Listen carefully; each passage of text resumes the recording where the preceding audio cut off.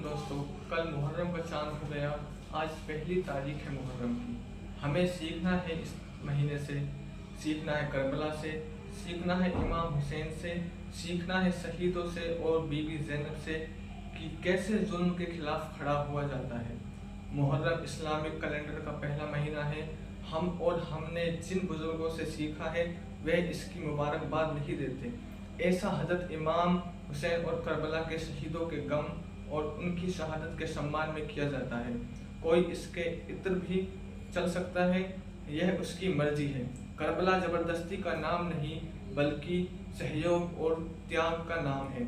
मैं मुहर्रम को कभी इस्लामी नुक्ते नज़र से नहीं देखता, मैं इसे उस आंदोलन की तरह देखता हूँ जिसने यजीद को चुनौती दी, जिसने शहादत चुनकर जुल्मी के पांव उखाड़ दिए, जिसने प्यासे रहकर गुरूर के महलों की दीवारें चिटका दी, जिसकी तारीख में करबला जैसे उदाहरण हो, वह किसी भी कीमत में अधर्मी और पापी के सामने नहीं झुक सकते।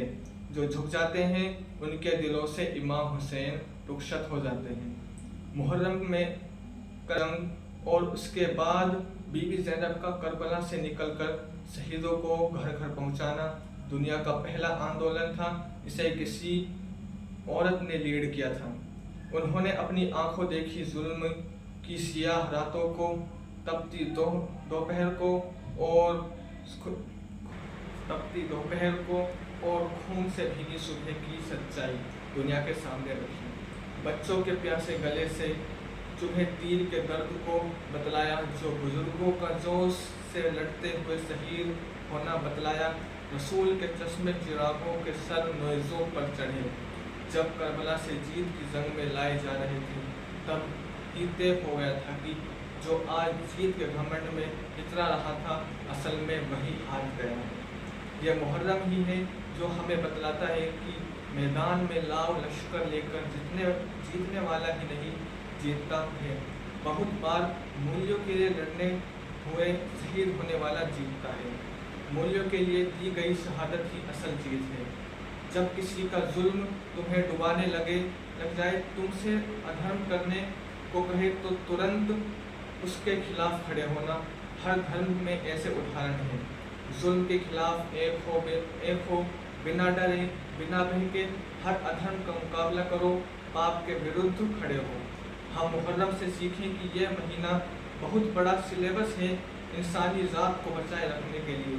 क्या कर गुजरना पड़ेगा, सारे चैप्टर इसमें मौजूद हैं।